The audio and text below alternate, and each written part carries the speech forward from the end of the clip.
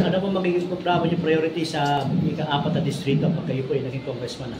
Siyempre, number one is job generation. Yan ang pinaka-importante kasi alam niyo, pag ang tao may trabaho, maraming suliranin sa ating lipunan ng ating mareresolve. Hindi mo na problema ang kaparan ng anak, hindi mo na problema ang pagkain, hindi mo na problema ang pabahay at ang pananamit ng iyong pamilya. So napaka-importante ng trabaho. Kaya yun ang ating bibigyan ng matinding atensyon ang job generation dito sa ika-4 na distrito. Sir, ang 4th district po ay nasa ilang district pa lang, may late na bayan. Ano pong gagawin niyo pag kayo po ay naging congressman na po? So definitely, kagaya na sinabi ko kanina, job generation, mag-create ng maraming trabaho kasi pag may maraming trabaho, maraming oportunidad para umalwan ang buhay ng ating mamamayan. So yan ang bibigyan natin ng atensyon. So syempre, nandiyan na rin yung edukasyon ng ating mga kabataan, nandiyan na rin yung number one na industriya rito sa bayan ng Pakil at sa 15 pang bayan dito sa ika-4 na distrito, magsasaka, pangingisda at ang turismo. I think yan ang bibigyan dapat natin attention. Through these industries, magkakaroon ng maraming oportunidad para magkatrabaho ang ating mga kadistrito.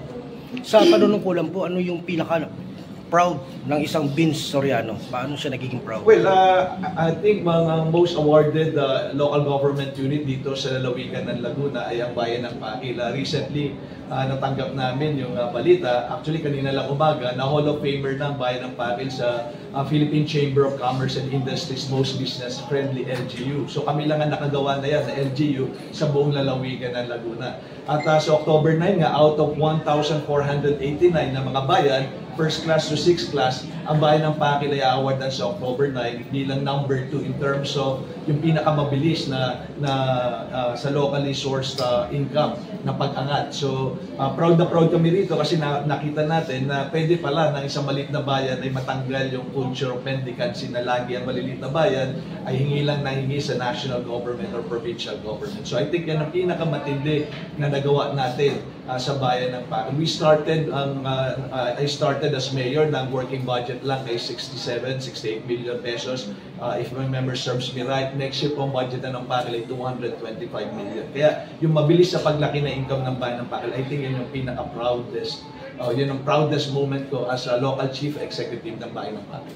Kung sa ika-4 na distrito, dalawa ang inyong makakatunggali, ang Carolino at ang Agaraw. Ano po yung pagkakaiba ng isang Vince Soriano na mula sa bayan ng Pakil po? Well, I think ang pagkakaiba naman siguro sa uri ng kampanya, isa lang ay i-assure ko sa aking mga kadistrito, my campaign will be anchored not on money or patronage politics, but on the politics of performance. So yung performance ko, yan ang magiging susi natin sa tagumpay. At yan ang magiging susi natin para suportahan tayo ng ating mga kadistrito dito sa ating lalawigan. Sir, mensahe na po sa ating mga kababayan. Well, in-offer ko aking sarili bilang option sa darating na halalan at naniniwala ako magiging epektibo nyo kung boses sa Kongreso.